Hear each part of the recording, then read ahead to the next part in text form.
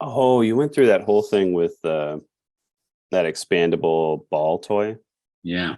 and that when it's collapsed, it seems like there's a self there, but it's like healthy state is to be open, so that Mhm. it's not that, so that the what's coming from other can move through it, and it's not that the resonance isn't felt, or it's not that it doesn't have some uh, frequency to it that you can uh, resonate with or register, but it's not identity. But when it's collapsed, it feels like identity. And then you start talking about how, like, when you're in that state, you're entirely defined by the external. That if you are collapsed there, you're kind of defined by what seems to attack it or what seems to contradict it. But if it's open, then you actually know what, or you begin to know what self actually is. But Yeah. that's externally defined when it's collapsed into a point, which I thought was really profound and worth saying more about. But I don't know if I understand, like, because we were talking about like identity politics, or kind of how uh, just how people are trying to say, like, I am this and not that, or, I believe this, I don't believe that, they're wrong, I'm right. But all of those things are being externally defined when your identity is collapsed around some specific point. And so with that, like, it's less stable, it's more uh, fragile. Is that a fair summary or translation of what you were saying? Another way to talk about it is the idea of a quantum field, and that the quantum field is the truth. That's more the primary condition, if you will. And then as soon as you collapse that field as soon as you collapse the wave function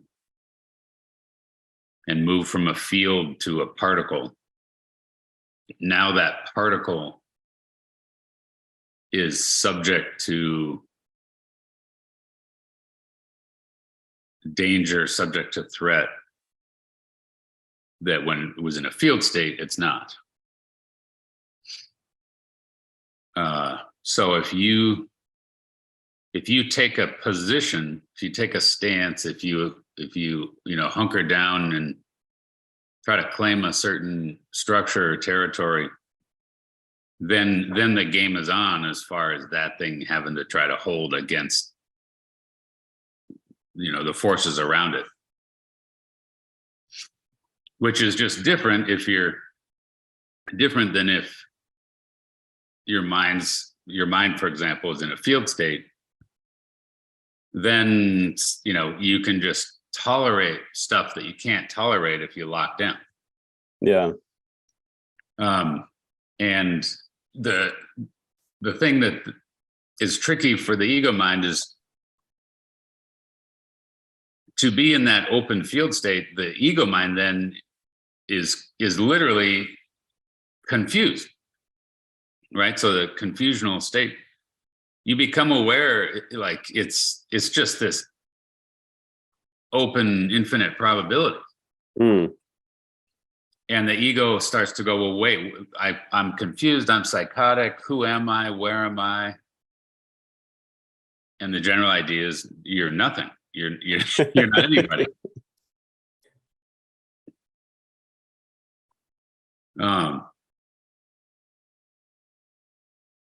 But so just, if you just feel that right now, just even if I say, for example, if I say, whatever, I'm really into this new band, right?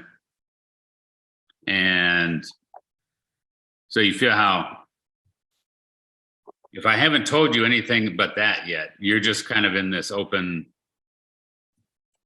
Yeah, for sure. But there's also like a part of me is like, oh, Lance is gonna like pick something that's like I need to defend about. So then I'm like looking for the thing I have to defend. You know? It's how it was set up. So, but I hear what you're saying. So yeah, let's say in theory you're just like, oh, I heard this new band. I might just be like, oh, inquisitive, or like what, like, oh, like Yeah. what band? Or let's make it less loaded. If I say, okay, I'm gonna say a number to you, right? Yeah. And let's just say a number 1 through 10. And so I'm going to tell you the number right now. Okay.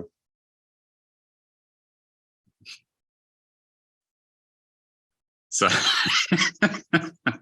so that state, Yeah. you feel how the ego mind hates it. Yeah. Yeah. Like right there, suddenly, like you're on the verge of rage. I'm just trying. Yeah, I'm trying to reach through the screen and make you say the number I want you to say. Yeah. So to sit and be in that open, not knowing, Yeah. just like waiting state, we have this aversion to it. Yeah. But then notice if you bring your attention to that very mind state, right? Mm-hmm. And then just stay in it. And notice that you can stay in that. And then you can also continue to think, and you continue to, Mm-hmm. like, it's not like, oh, you're just on pause. It's just that you're not collapsing into a thing. It's just open. And you can still argue very intensely if you want. Yeah. But you don't have to grab the point. But it feels like I do. Yeah. So like, And even if I stay more. open, like there's like a piece of me that's like still back there, Mhm. wondering about that number. So like I can keep talking to you and like be open, but I can feel that the part of me looking for that number is still closed and back there. Yeah. And what if you just accept, I'm never going to tell you? Well, yeah, I feel like that's like, like I feel like I had to. I feel I was more locked into it, and then like I just kind of like notice it, that part of me, and then just like move on. But I have to accept that, and it feels. I mean, it's like it's playful now, but like if it was a different scenario, I think it would be like it would change the tone of the rest of the conversation. Mm-hmm. I would kind of like leave irritated. It'd be like trying to think of like a weightier one, but the feeling is the same.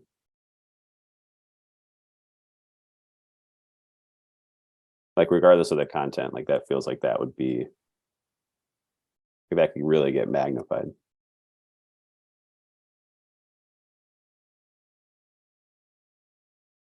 Yeah. So when and you use the word playful, which I think is important.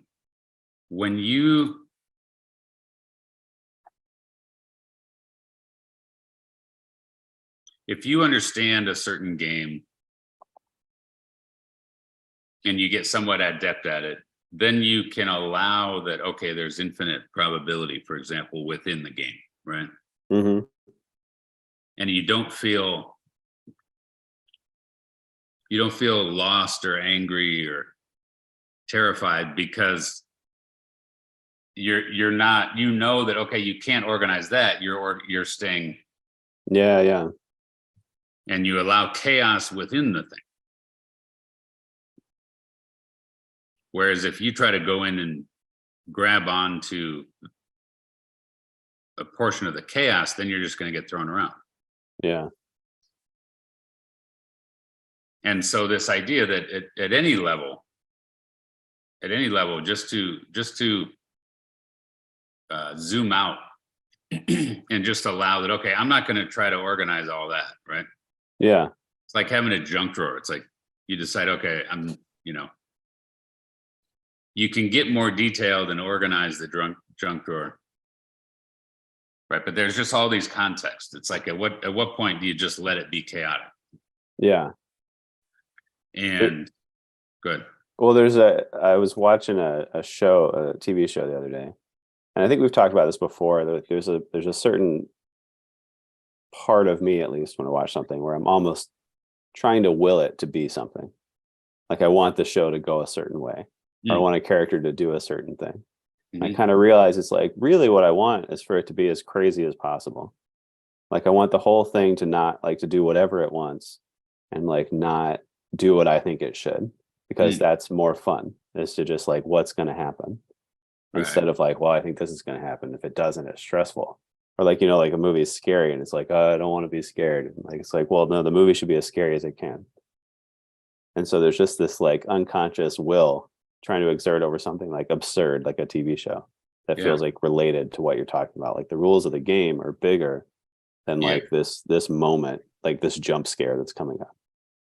Like, Yeah. so I like the game analogy for it.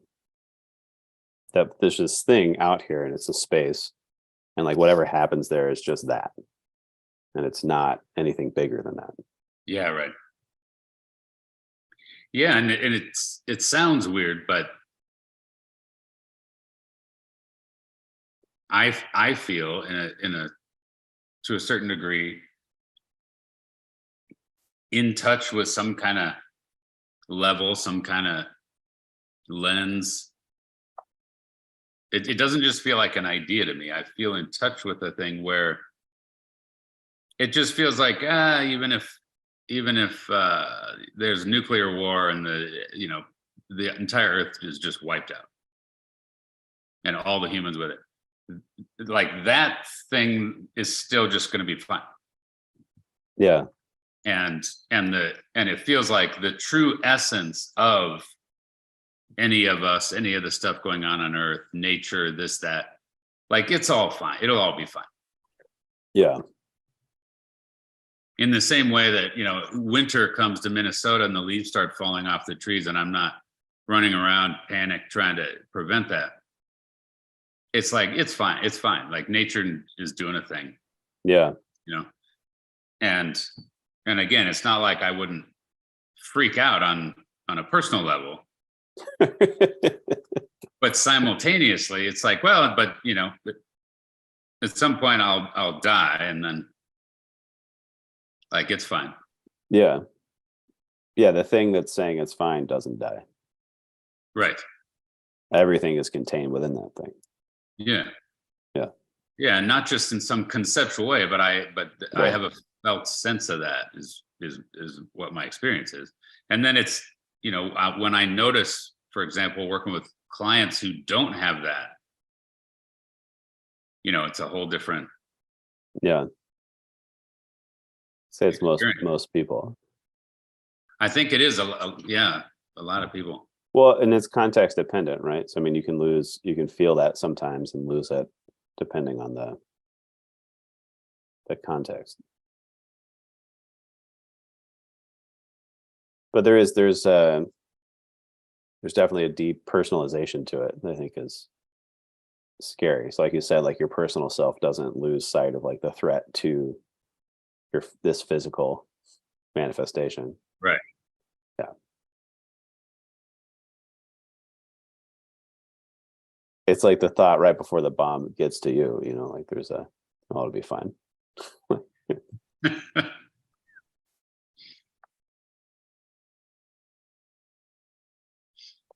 So confusional states,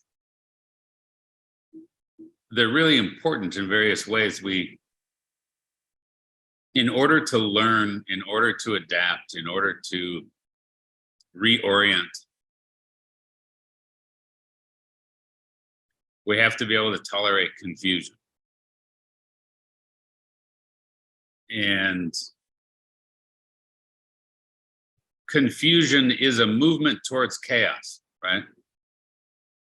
And in general, we want order instead of chaos, especially in our cognitive mind.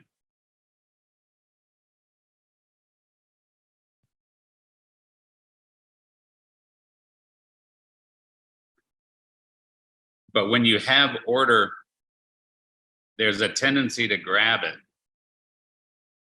and then to feel secure, to feel correct, to feel valid. And again, contextually, there's certainly a place for that.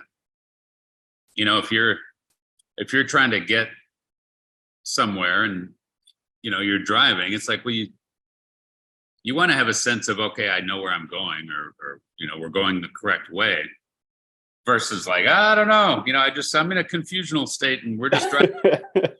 Just do that by yourself. Wait, Don't chaotically drive people places. Oh, sorry. I said do that by yourself. Don't like chaotically drive people places. Right. Just pick your moment. Yeah.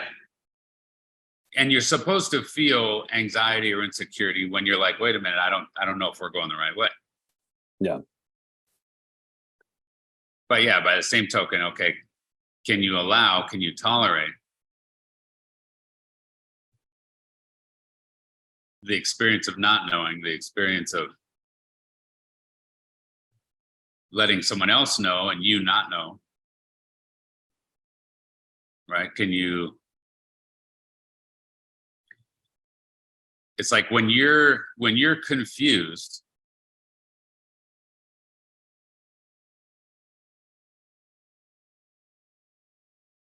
if you sit and be confused and you allow it, you can either identify with it and then it's a quick trip to madness, or if you let go of it, then there starts to be more of a existential nothingness starts to arise. In the same way that in a conversation, let's say with either just even with one other person, let alone a group of people, if you get lost and you start noticing, I don't know what the hell we're talking about, right? Or there's stuff being talked about that you're just not familiar with. It's like, well, then you start to, it's like, well, I don't have any input because the conversation right now is about, you know, something that I don't know anything about. And it's a strange feeling, right? You start feeling like, well, you know, do I exist? Do I have any value? Is there any point in me being here? How much longer are we going to talk about this thing that I'm not involved in? Yeah. And if you just be aware of that and be aware, like, okay, right now I have no value to add. I have no, like, I'm not even, there's less and less of an awareness that I'm even here.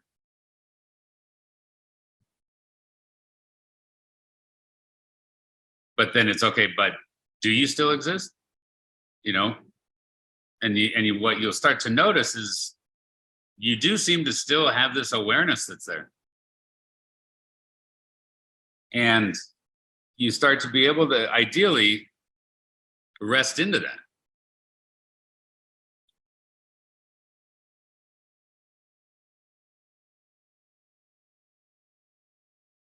There's that aloneness. I mean, there's that, it's kind of it's a good example, because we've talked about it a little bit, but just that kind of the importance of that feeling, the alone feeling. So maybe we can talk about that related to this confusional state. Right. But I like that, you know, a conversation you feel lost in is an opportunity to sit in that and realize that you still exist. This just is a good I like that. Do some work while people talk about things you don't understand. Yeah. It's a good exercise to do it with music, where, like, if you listen to classical or if you listen to jazz, where you and then notice when you can't find the beat, you know, there's music where you start, it's like it starts to just sound like noise. Yeah. But if you know that, okay, well, there is some kind of beat, there is some kind of melody. It's like you just can't find it at the time, right? Yeah. And to sit in that, and instead of desperately trying to find it, it's like, can you just sit and hold an open space and wait for it, right?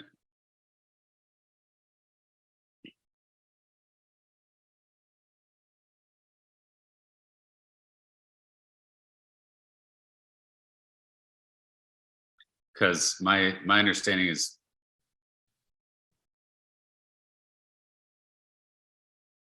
one of the things that's pleasurable about music is that there's, it could be similar to watching a movie like you were talking about. You have to have some general sense of what's going on, right? When you're just in a movie and you're like, what the hell's going on? I don't even understand what happened. There's something that feels really good when you do become aware of structures, when you become aware of deeper plot lines, when you become aware of organizations. And then as you're aware in a certain way, and then like you said, and then there's a plot twist, right? There's a surprise. And my understanding of jazz is that's a big part of it, is you're expecting this certain thing and then it completely plays on it. Yeah. And it's like if you lose it too much, it just becomes chaos, right? And this idea of seeing the structure that is inherently there. And then there's a release from anxiety because we find, it's seeing the forest for the trees, it's or seeing the forest as opposed to just being lost in the trees, right?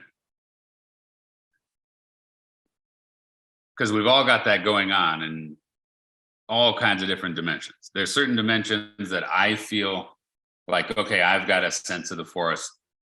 And so I can allow the trees to just be there and to be all chaotic and random. In certain dimensions where you can't, you're lost and you have anxiety there, or you're, desperately trying to grab onto this or that. And then in other dimensions, it's the opposite. You're able to sit and you have this certain understanding, and I don't. Just in the same way right now, if I flew out to your house and we're driving around, it's like, well, you have a sense of the area, I don't. Yeah. To me, I'd have to be tolerating the not knowing state with regard to Yeah. that map, where you have a sense of it, so you'd have a more secure feeling about it. And that might feel exciting to me, or I might feel, anxious and have it feel negative. But I'm just saying, at any given moment, it's about what's our contextual focus, and can we arrive at a contextual focus that feels secure, that feels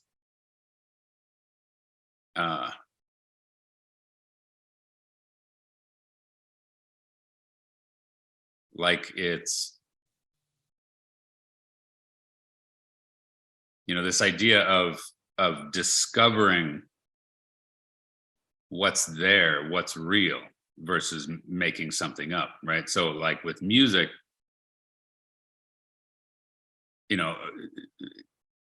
or even with mathematics, it's like, are we creating math? Are we creating music theory, or are we discovering it?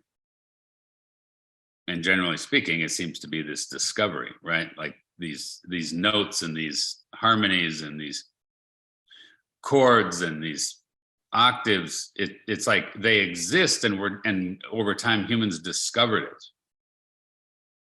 Like, hey, there's an organization to this, there's a structure to this. Yeah. That seems to exist like prior to your cognitive machinations, and the more we discover these structures, these organizations, the more there's something very thrilling and very securing in the human mind. And then as far as confusional states, I'm saying it's also important to instead of just desperately trying to not have confusion and experience the control and the security, there's also a place for increasing your tolerance of a confusional state and allowing.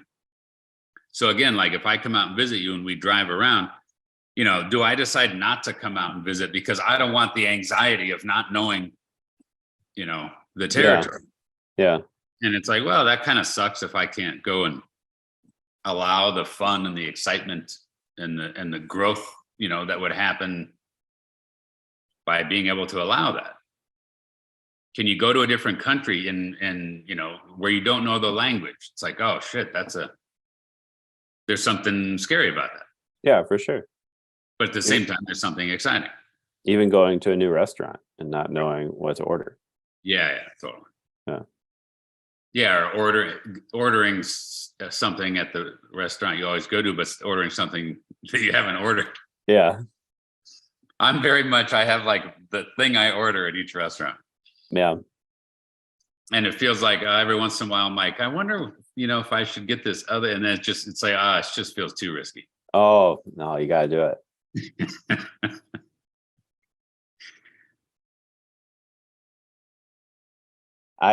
That's the thing too, is like, usually it is too risky. So as someone that does just like, I do like, I'll just give, like, I like have things I like, but eventually I'm just like, I have to find out if this is good too. And then it usually isn't as good as the thing I really like, but and then I'll just be like, Sky, why did I do that again? Like, why did I try a new thing that I know But then if you do like it, now whenever you go there, now you got to try to decide which thing to get. Yeah. That's not so bad. Then it's like a treat. It's like, oh, what am I gonna surprise myself with today?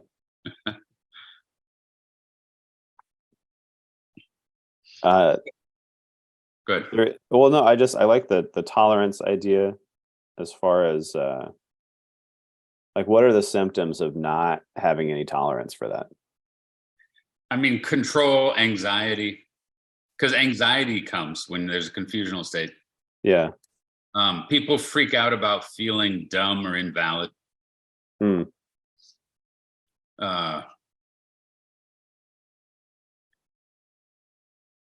Like I've talked about it with politics. It's like, look, in general, there's such a not knowing, and I mean, I don't know who really runs this country. I don't know, I don't really know what's going on in Russia and Ukraine. I don't know if you put me in charge. I don't know exactly how I'd tweak the economy to make it better. Yeah. I don't know if or when abortion is okay or not. Yeah. Now we got to make decisions, but can't we start from like, we don't really know? No. Because the truth is, I don't even know who I am or what the fuck I'm doing or how I got here or how life is possible or what life is or what God is, or, and I don't know when I'm going to die, and I don't know. I mean, there's a not knowing. I mean, the truth is there's an intense, vast not knowing. Yeah. I don't know how I'm doing this. I have no fucking idea how I can do that. Yeah. I just sort of intend it or think it, and it's happening. And it can, and it's not just a matter of, oh my God, I can make it go up in the air, but it's like quite intricate, and I can type, and I can, and again, that thing where it's like, I can tell you that, well, my brain sends a signal to the, this nerve, and then and it's like, yeah, but same thing is like, I don't know how this freaking computer works. I have no idea how there's some satellite or whatever sending like an image of you that's showing up on this computer screen right now. It's an absolute miracle to me And if you ask me to go make that, or go, create that, or starting from scratch, it's like, man, I wouldn't have the first clue. Yeah. I don't even know what a computer chip. I'm still baffled. I don't know what the fuck a computer chip is. Yeah. It's interesting the contrast you're making between creating and discovering, kind of with all that like there's a thing, was it Salk and the polio vaccine, and they're like, what are you going to do with it? Like, you're going to sell it? And he's like, what, I sell the sun? Like, he discovered it, he didn't create it. And so there's just like this attitude we have that we're creating things instead of discovering them. And yeah. I like that they're all, it's all miraculous. And it's like to claim some knowledge as a result, some ability to conceptually describe a miracle and not acknowledge the miraculous nature of the discovery is pretty ham-fisted. Yeah. And even ideas, or music, or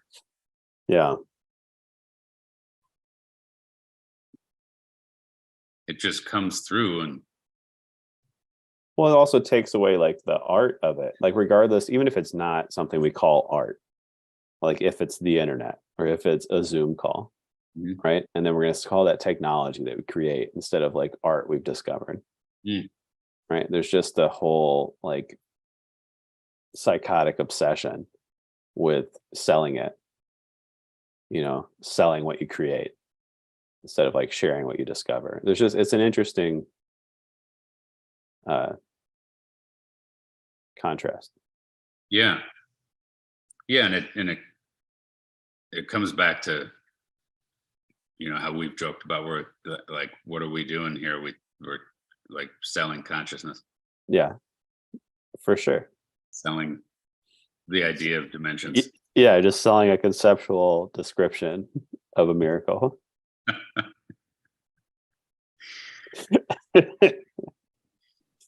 What are you gonna do? I don't know.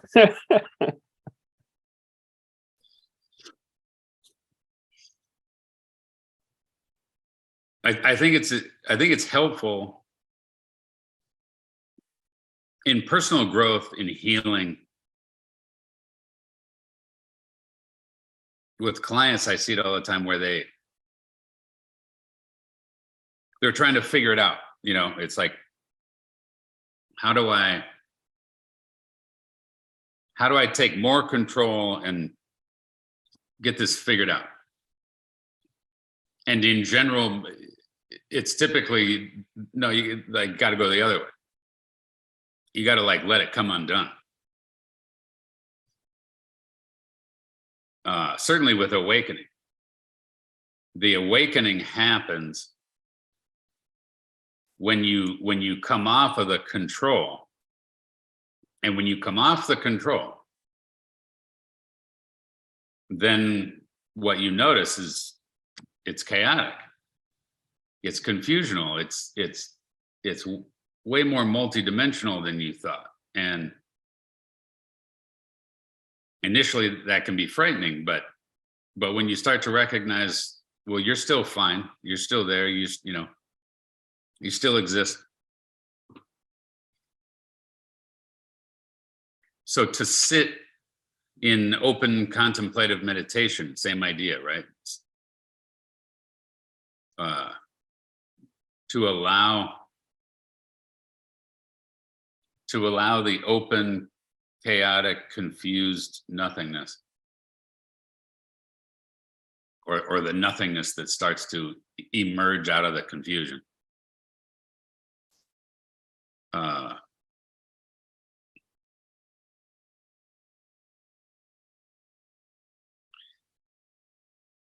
I don't know. I get this is saying the same thing, I guess, but in general, my understanding is, in my experience, is there's these archetypal, libidinal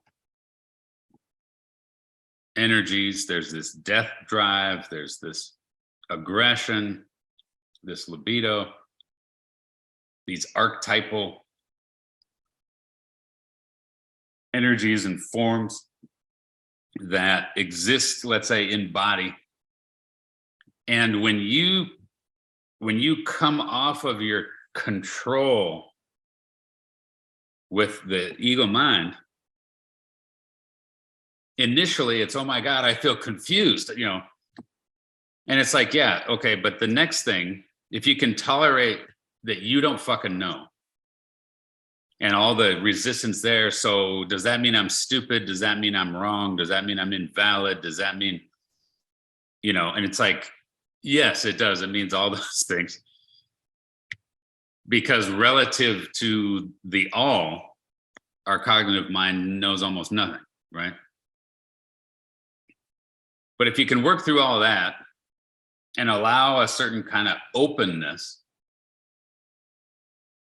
it seems like, oh, great, that's great. Because then there's just a peaceful, open mind state. The downside of that is that body almost immediately goes, well, here's some deeper archetypal shit that you have that's has just been queued up waiting for you to relax a little bit. Yeah.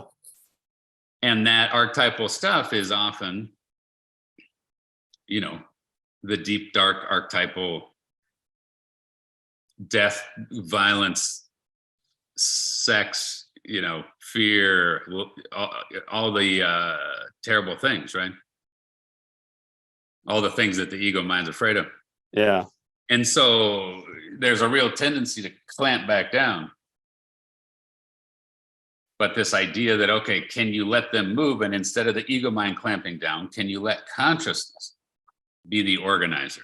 Can you let consciousness be the container? And that's a flow state, right? That's a flow state where then those energies move through the mind, and the mind isn't repressing them. The mind isn't curating them all. The mind isn't, projecting them and controlling them and compartmentalizing them, but rather it can come through, and consciousness allows or consciousness is the organizer, consciousness is the container. And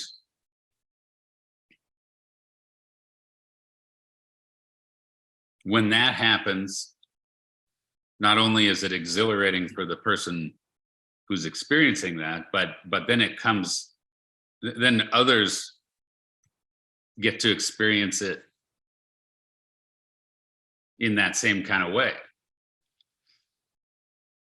So when Prince is on stage, or when Prince is in the studio or whatever, and he's obviously in this flow state and stuff's just coming through, not only does he seem excited about it, or ecstatic about it, or deeply moved by it, but then we get to feel that. Yeah.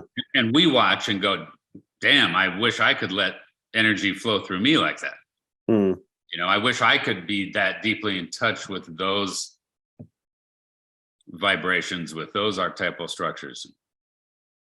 And thank you, Prince, for channeling that from wherever you channeled it from through you into this dimension so that I could get a taste of that. Yeah. And and we're all doing that in certain ways. My sense is we're all, this idea that our energy field, one of the aspects of it is we have all these portals in us. And so, for example, the 3-dimensional linear space-time, as far as that world, that dimension, which is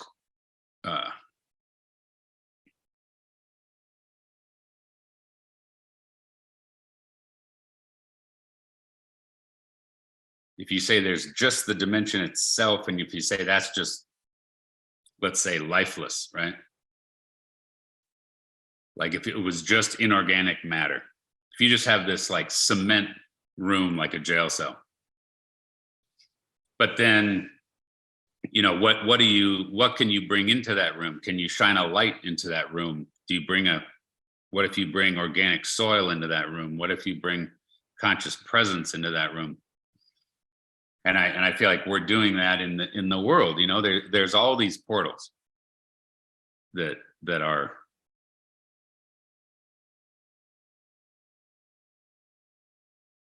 illuminating various dimensions. The portal you're talking about is within ourselves, or between each other, or between ourselves and something else? I think it's all the above, but like each energy center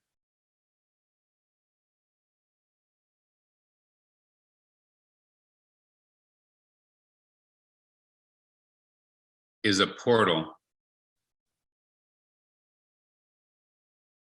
But let me say it this way. And I talked about this before, where I think we tend to look at three-dimensional space as this infinite black space, right? That is the universe. And then there's these stars that are these fireballs that are sitting in infinite space, right? But a different idea, a different model would be that those stars are actually portals to other realms. So in the same way that the room you're in, there's windows, right? And if you look at a window, if you said that window was a star, and that in the room you're in is the universe. So you got that window that I can see to your right. You probably have other windows in that room. And you're aware that those windows are actually portals out of that room you're in. Right? Like you could go, you know, that they're allowing light to shine from actually outside that room into the room you're in. The light's not originating at the glass, right? Yeah. And I'm saying that all these energy centers in us are really portals like that. And so they are bringing light, bringing energy, bringing a certain frequency range. So for example, I'm sitting here, and to the extent that I bring, you know, various energetics into this room I'm in, or interact with you, I'm suggesting that those energies are coming from a certain realm through the portal that is my particular chakra, my particular energy center.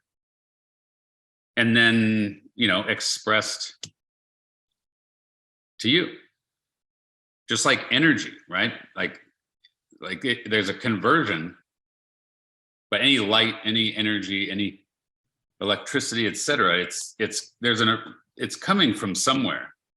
Yeah. And so there's this, you know, circulating and going in and out of various portals and various realms and various dimensions. And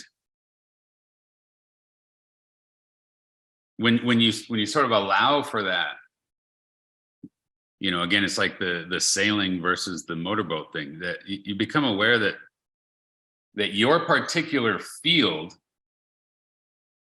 is a set of portals, is a set of, you know, it's a vessel. It's a channel.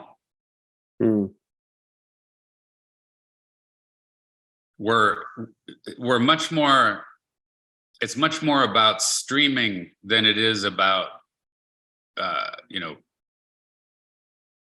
storing on your hard drive.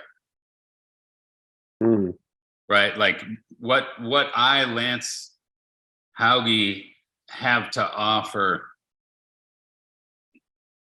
anybody, myself, the world, anybody, is much more about, well, what can I allow myself to stream? And certain stuff is streamed to me, and I just download it and hide it and keep it for myself. Yeah. and maybe because I want it only for me, or maybe because I'm ashamed of it and don't want anyone to know. Yeah. And and it's like, well, fuck, if I'm streaming it from down below, it might feel like, well, God, that seems really bad, Yeah. if generally speaking, hell is below and heaven's above, right? Yeah. So but at the same time, it can be a good thing to stream from below if we're going to stream it up into a container that can hold it, or a container that can transmute it, right? Yeah.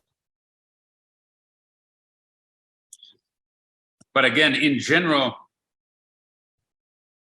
this idea of the soul structures, or the emptiness, or just the presence, that we are just this presence. But as far as on the ego level and these energy centers, we're just channeling shit, we're just moving it through. And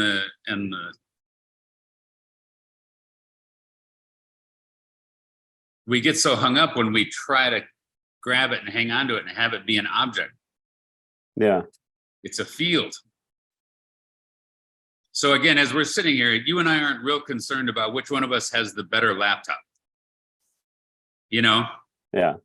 It's just like whatever, it's just a device that, and if you have a newer one, or you've got more memory, or if you have the latest processor or whatever, fine. But like, I mean, it's just a tool. And it's like, well, here, hopefully you can get, that too, so we can do even more fun, creative stuff, right? Yeah. And it's the same with this guy, like, Yeah.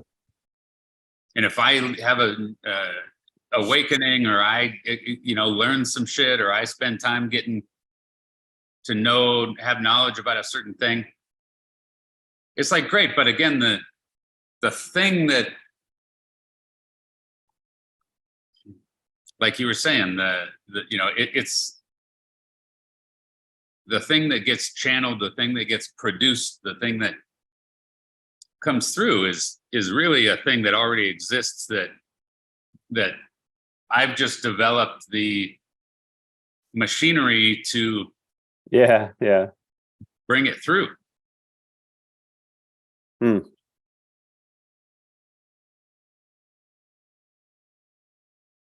So, but it's a radical shift, it's like the Copernican shift, where it decenters the me. Yeah.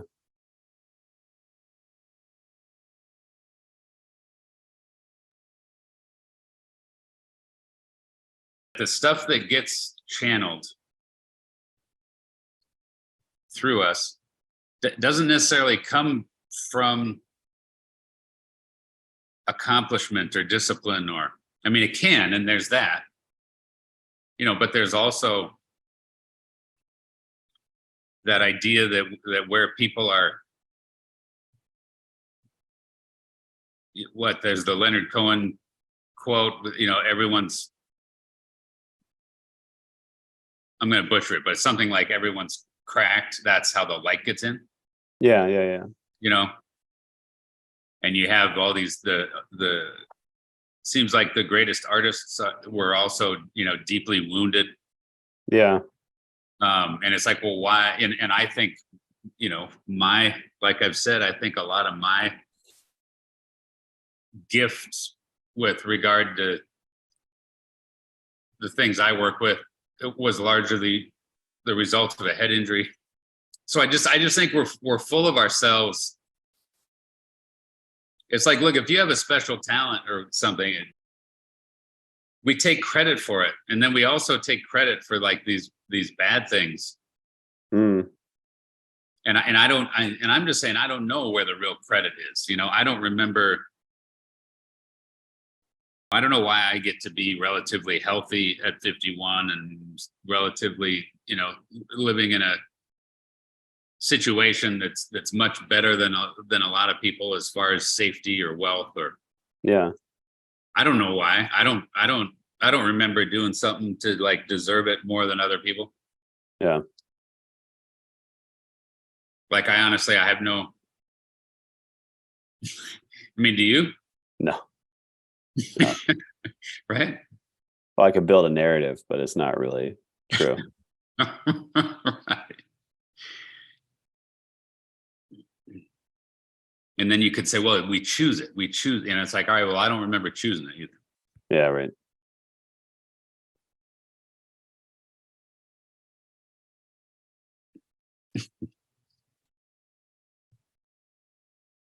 But it's a strange thing to kind of let go in that way, and just and it's like, well, yeah, but then where's responsibility, right?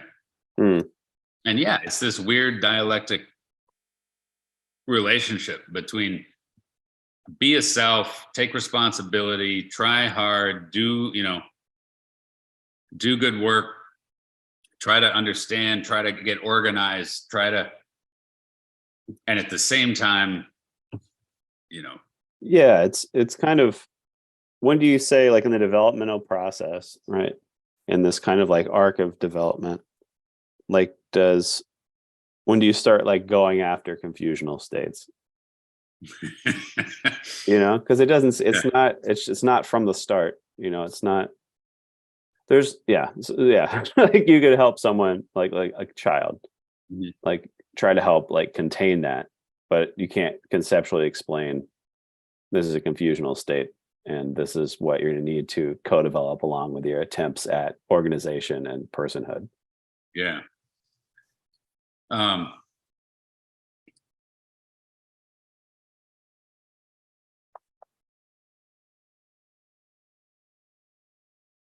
well, certainly, I mean, we could talk child development, but if we're talking healing, for example, Okay. let's just say adults, but it'd be the same for children. But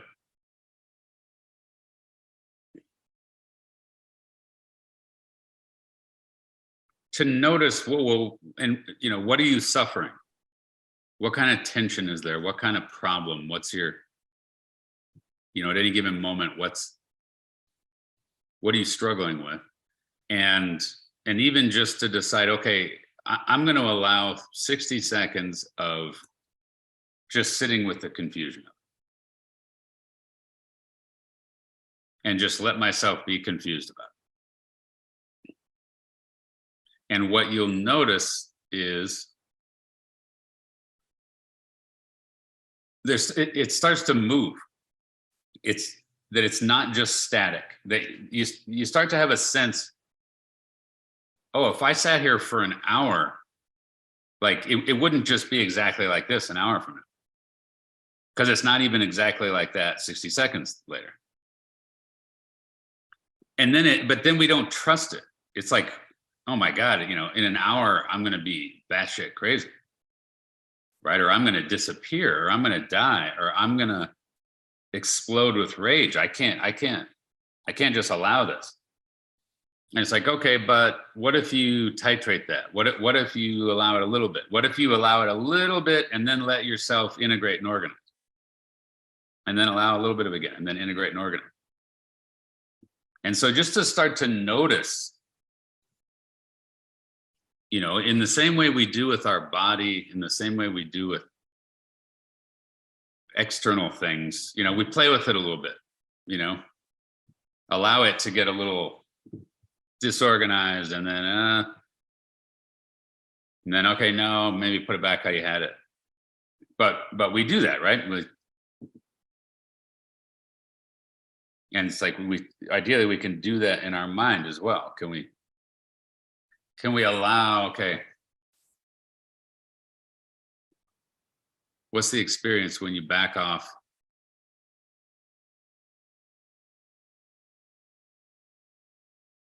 even on a topic that you think you're quite masterful at? And what is this intuitive thing that seems to be there underlying the cognitive rational? Because there's this,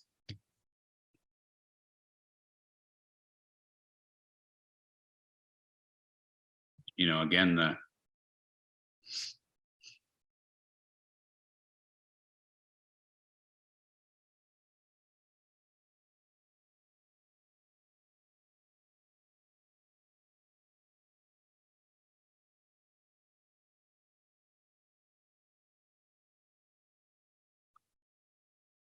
to feel that flow and to be aware that, well, that ego me is really riding on that train. Yeah. You're not even really the conductor. There's this flow happening, and even the ideas you have, right? The ego me is like, I have an idea. And it's like, oh yeah, weren't you given an idea? Mm. You know, didn't that idea come from somewhere where you didn't actually create it, and you didn't even really decide which idea was going to come? Mm. Right? Like what's prior to you having your big idea? Or as far as what you think, it's like, well, why do you think what you think means anything? You know, like, you know, it's this weird thing. Like we think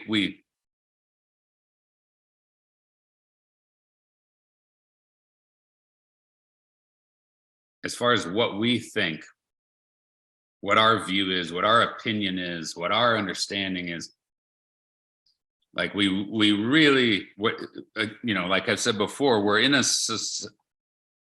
societal organization now where everyone's on the hook to have to think so much. Everyone's on the hook to, like, you know, it used to be there were these societal structures, and just like with a kid, at a certain age, the kid can have the kid's thoughts and ideas and desires and whatever, and that's great, but, you know, shut up and get in the car, you know, because you're gonna operate within, you know, or the employee, you know, in certain jobs, at certain jobs, you're not hired for your ideas, right? You're hired to carry out someone else's ideas, for example. And I'm just saying that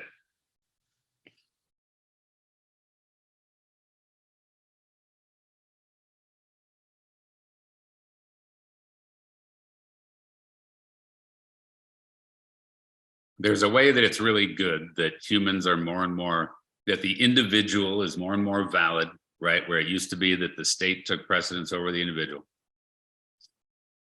And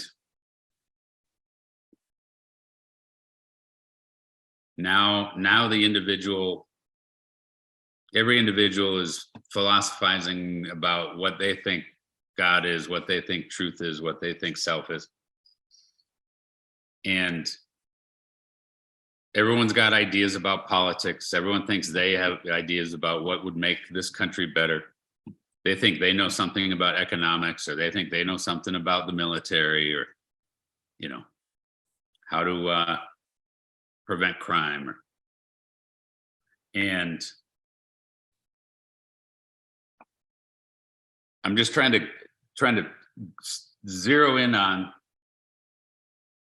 when we have the experience of, well, I think, and it's like, okay, what, like when you say that, what do you know, is that a revelation that you're having? Is that math you did that made you arrive at, you know, are you coming from just a prejudice? Are you coming from a way that just seems the safest?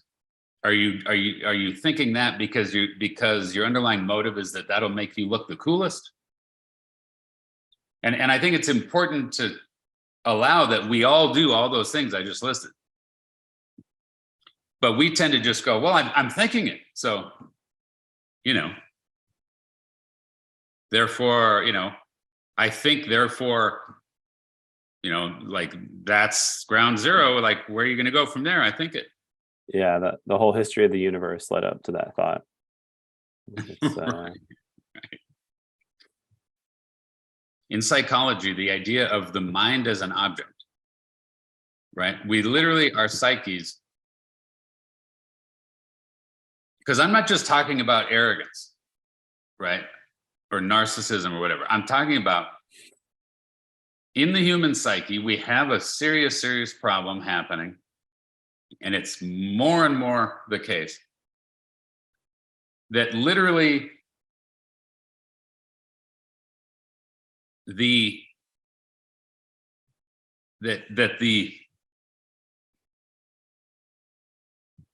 initial state of the human being is an out of control, terrified, self-destructive mess that's violent and hungry and lustful and greedy and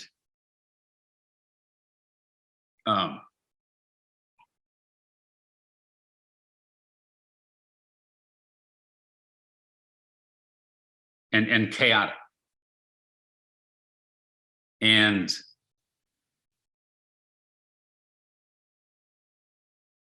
this is true of the individual person as well as any group of individuals. And we know this, it's proven over and over and over again. You even start to release some controls and you start to get chaos.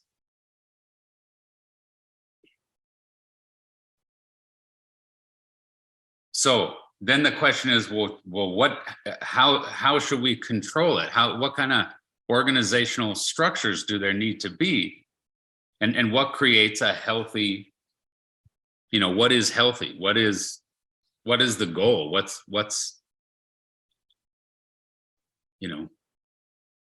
What's better versus what's worse, right? Yeah. And so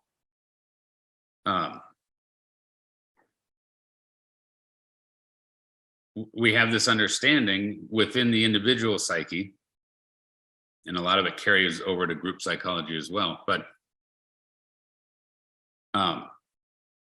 we can organize via object relating, we can organize via attachment, we can organize via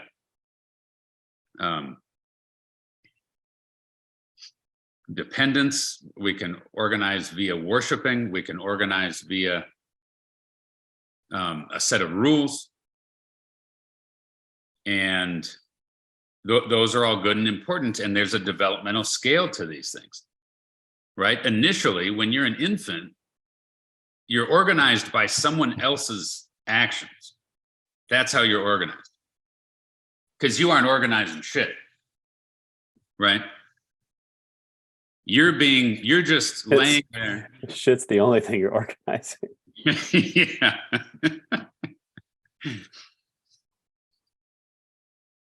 Yeah, you're trying to eat everything and then you're just producing shit. That's your contribution at that point. And you're not even viable, right? Like the infant, meaning on their own, like others are organizing everything, keeping the child alive, keeping them warm, keeping them fed, keeping them from eating stuff they shouldn't eat, keeping them from harm. And so others are organizing you. And at a certain point, okay, you start to get a sense of your own physical body and you start to organize that. And so there's learning that happens, right? And what I'm getting at is at a certain point, you're organized by your parents' rules, right? And you do this or don't do that because mom or dad said. And you're not having ideas about should you do it or not. It's just mom or dad said. And then you hit a point where you start having ideas and you start asking why. No, you can't go do that. Why? And then you get the thing that, that line of reasoning that eventually results in because I said so. Right? Because there's no real satisfactory answer to the why. But that's a level, right, of self-organization. You just follow the rules. But you start asking why. Okay, now, but then you start noticing, okay, but I got to do it anyway, even if I don't know why. Or you might even get to where you have your own ideas and you might think, I disagree, actually. I think that I should be able to do it. Okay, fine. But that's a level.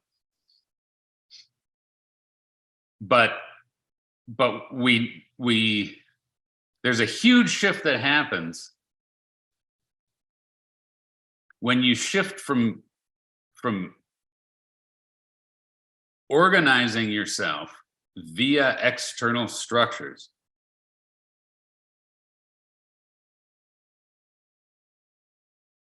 to having this thing be the thing you organize yourself by. So instead of, I'm going to continue to relate and interact and be aware of my dependence on and it becomes more and more of an interdependence, right? But that I'm not some soul entity. I'm not, meaning in your body and mind, you're not. I think there's an individual soul entity in there, but you're you're more of a channel, you're more of a vessel, and you're constantly interacting, and there's an interdependence going on. And instead of constantly adjusting and adapting and learning and letting go, we're doing a thing in our society in various ways that I've explained throughout this podcast, where that what it facilitates, what it fosters is a disconnecting from all these relational structures and going up into here and grabbing on, like someone who can't swim, and then, oh my God, there's a thing I can grab onto. And we literally organize ourselves around this energy center in the head that is the thinker. And our thinking gets rigid because we can't allow confusion, we can't allow doubt, we can't allow not knowing. So we clamp on, and then we think, oh, well, you have a knowing. We know what's right, we know what's wrong. And not only does it cause all kinds of problems relationally, physically, not only is it a recipe for depression and anxiety, but it makes for absolute ideologues, which you obviously have in our culture. Everyone's a freaking ideologue,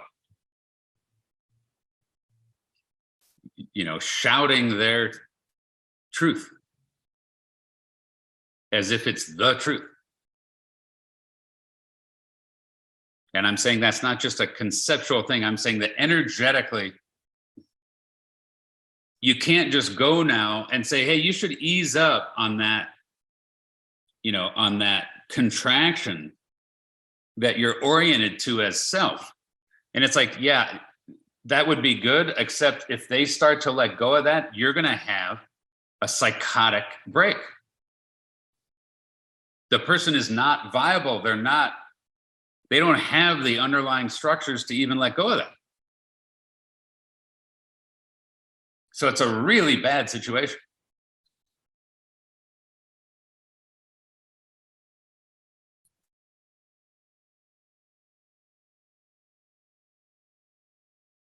If you put virtual reality glasses on, that's a matrix in there. It has its particular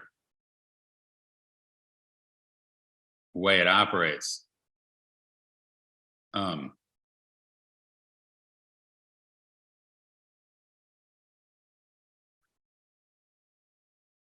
But it's not ontological. It's not the source of truth. It's not what gives you value. It's not coming up with anything on its own. Yeah.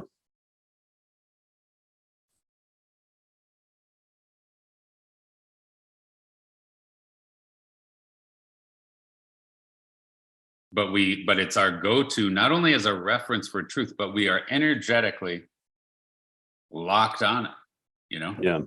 Yeah. And literally, if a person starts, for any of us, if that starts to get, if the structure we've, locked into starts to get unstable, we not only can't think right, we not only feel confused and kind of scared, but we physically, get unbalanced. We got to go lay down. Yeah. And I'm saying that doesn't need to be the case. Right. Really, we'd have all these levels of energetic structure and balance, and so that can be chaotic, which is what the truth of it is. Mm. You don't need to keep it collapsed into certain, objects all the time. Yeah. Does everything below that, if it's not organized, try to express through that point? Yes. Yeah. Yeah, that should be a pathway. Yeah. Well, it is a pathway, and regardless, right? So I guess what I'm asking, I think that makes sense. So like, if there's this developmental structure below it, that if it's allowed to be open and chaotic, and those kind of things can come up through that. But let's say you're locked into that with no connection to the underlying structure. It's in a point, and it's where you're coming from unconsciously. All of that thing is going to come through that as well. And be translated by whatever that fixed nature of it is. Yeah, it's going to be translated. It's going to be denied. It's going to be projected. It's going to be sorted. Yeah. Right. Like the consequence isn't just someone isn't like verbally an ideologue. Like they're also like caustically projecting and just energetically destructive. Yeah, because there's such conflict with the world and with others, and with self. Yeah, and with one's own body, with one's own unconscious.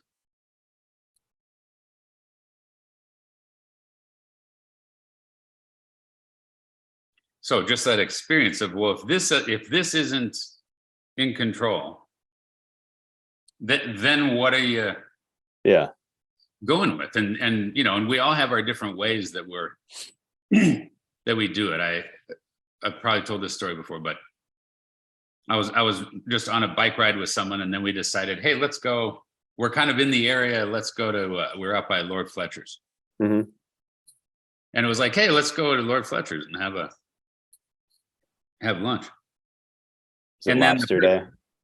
What's that? Was it lobster day? I don't remember if it was or not.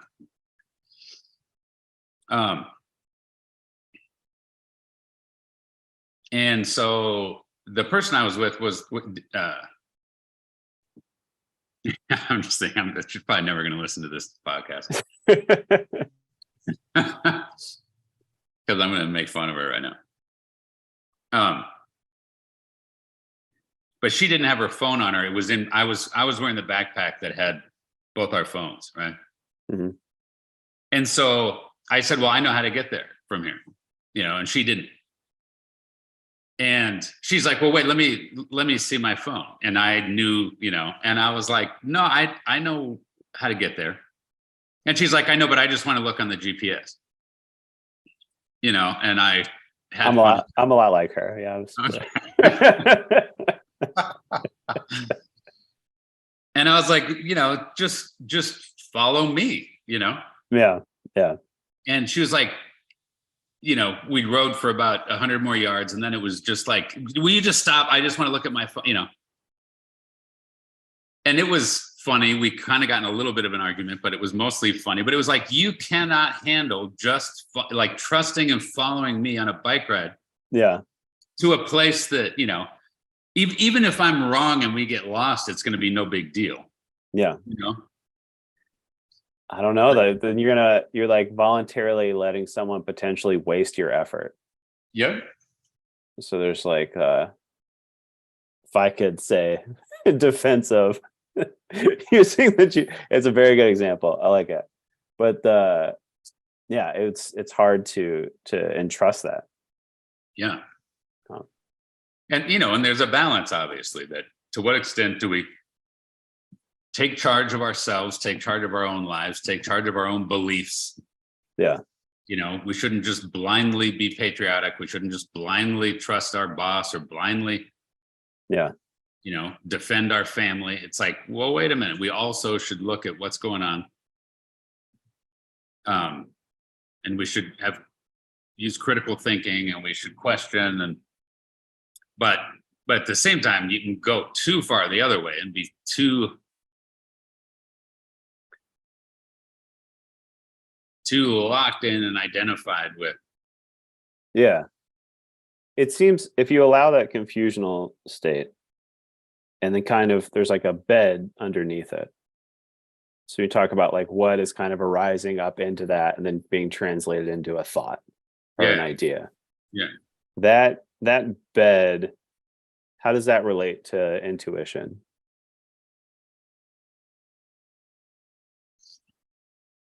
Well, I think it's a good question. My experience is we get all kinds of stuff comes in. Yeah. Right. That where we have ideas. And again, it's like, well, is that idea coming because it's a strategy to perpetuate your dysfunctional pattern? Is that idea coming in because your mom said so? Is that idea coming in because, it's out of just sort of programmed memory? Is it coming in because of some unconscious thing you don't even know? Is it an archetypal thing trying to express itself? Is it some kind of intuitive higher self message? And I think it's important to get more and more discerning of that. Okay. What is that? What, just as you sit there, it's a meditative practice. It's like, well, what comes to mind? And then whatever comes to mind, to examine it. Yeah. And like, what is that? And instead of like just jumping right in with a made up narrative or whatever, it's like, well, what is there, and where is that coming from? And you to a certain extent, you might notice energetically, it seems to be coming from above, or it's coming from below, or I'm saying that, and it's as if I'm like, it's as if I like pulled a string, and it's like, Yeah. like it's in here somewhere, and I'm just programmed like that. To say it despite myself. Yeah. Or you might be like, oh my God, that's my dad. That's my mom. And then just look at it, look at it.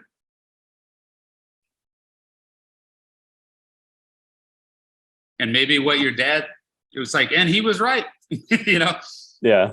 Maybe it's, I'm going to not do that anymore because I'm going to not live by that belief or that program. Yeah. Or maybe I am. I'm going to quit being mad at him about that, because I can see that it was actually a way that he really helped me stay safe. Yeah. We have like increased latency almost, or like I want to mix analogies, but the space you're talking about for that to arise, instead of like no space where it just has to like squeeze its way through. Yeah.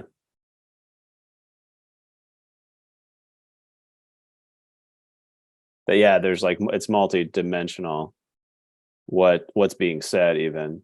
And instead of like thinking that it's just one thing creeping through this conceptual lockdown, it's just one thing arising in this conceptual field. Yeah. And the fact that it arises like doesn't mean that much. Yeah. Like I mean, it can, or it might not. Well, it has the opportunity to, instead of just being this like seemingly narrative thread that continues unbroken through that point, that is meaningless. Because it's by rote, it's automated. Yeah.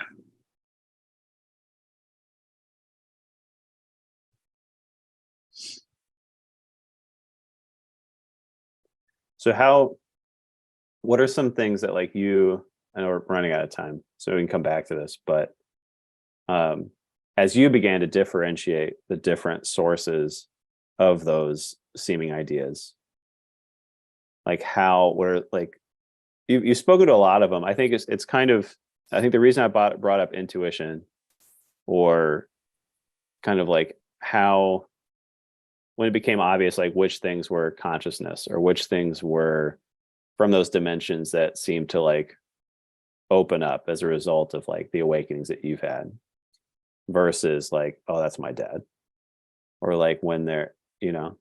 and there's just kind of, because I feel like as you begin to differentiate, there's different feelings to it as well.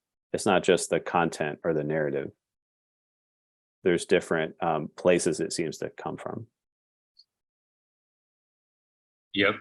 So what's the question? Just like your experience of that, like as you kind of began to see where the different things came from for you, like what that felt like, or what that content was. Man, there's a couple of key shifts that happened that I've spoken of before on here, where I was in college and I was wrestling with certain questions and felt like I felt like I was going crazy, and I felt like I have to figure this out. I got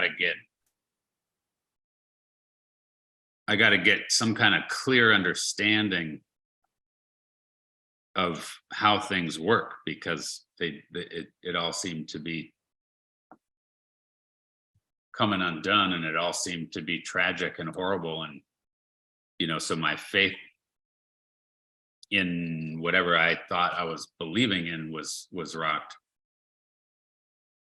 And in the attempt to try to, I was reading all these philosophy books and books on Zen Buddhism, psychology, and it's like I was trying to arrive at my, at what was the true way to live, or the true way to think, or the true understanding.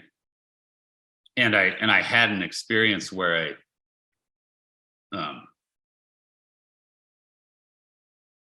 it was like in the chaos and chaos and chaos. It was kind of like a Zen koan type experience where I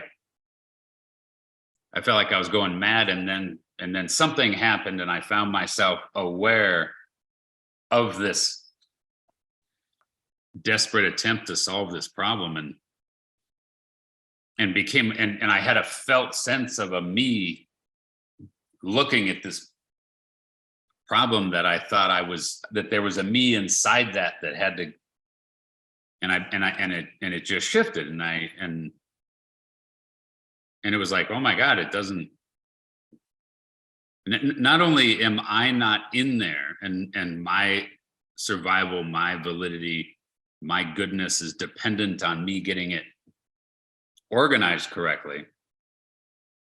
Not only is there not a me in there, but rather that thing is in me.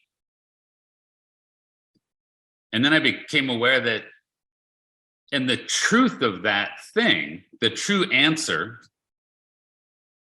is that it's a dialectical infinite probability field.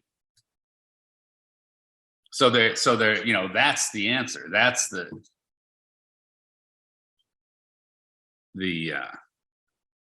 that's the true nature of it.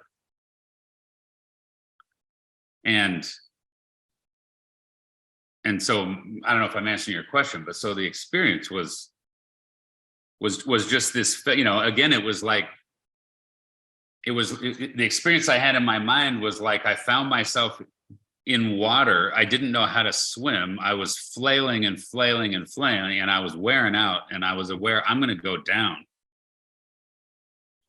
And I was desperate to try to find what to hang on to, because what I had hung on to all my life came undone on me. And somehow in the midst of all that, I started to notice buoyancy. It's the analogy would be, I started to notice buoyancy. And I started to become aware of, wait a second, the less I flail and the less I try and the less I constrict, the more buoyant I am. You know, just like in the water, if you get all rigid in your body, you're going to sink. But if you just relax, and it's like in my mind, I found that sense of buoyancy, and you know, and there was a process, and I feel like that process continues. But today versus, you know, those years in college, it's like I didn't know how to swim then, and now I not only know how to swim, I'm aware that I float. And you know, and then you, however cheesy you want to get with the analogy, it's like, and then to a certain degree, I recognize I don't float. I'm a fish. And then, of course, it went further, and at a certain point, I started to have a felt sense of I'm actually also the ocean. And it's like, wow, what a different way to feel than when I was a sophomore in college. Like, it's radically different, to where I can't even hardly quite remember how awful that was. You know? Yeah, totally. It's like part of it seems like it happened to somebody else. Yeah. That chaotic feeling of like trying to figure that out was very, like, you could feel that. Ah. Like, as you're talking about it, I can like feel like that terror or like that impossible problem. It was good.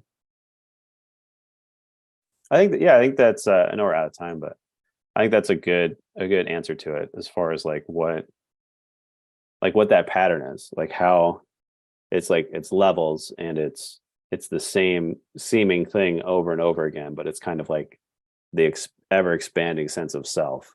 Yeah. Related to that core problem of like point versus field. So I liked how you kind of layered that on. Yeah. Cool. Awesome. Thanks. Yeah, thanks, Lance. And I know you know a bit about that whole process yourself. I liked how you laid it out. I was like, oh yeah, that's kind of what happened. That's nice. That's because there's I also just like water analogies. Just been hung up on those. There's just nice like waves and wave forms in audio, and like the kind of like surge of energy of like a situation, and then how it dissipates. Yeah. And how we're kind of like all living through these vignettes of like these rising and falling levels of energy. And how, like, if you start to see that, you kind of see like, well, what part am I playing in this round? You know, this kind of like unfurling of energy in this moment, either with myself or with someone else. And it's kind of like you can feel when one like resolves and like moves on. And you're just kind of waiting for that next one to come. And then it's like, Yeah. It can be a conversation, but it's just you kind of feel those points, those like apexes and troughs. Yeah. Of the interaction. So water's fun. It's good. Awesome.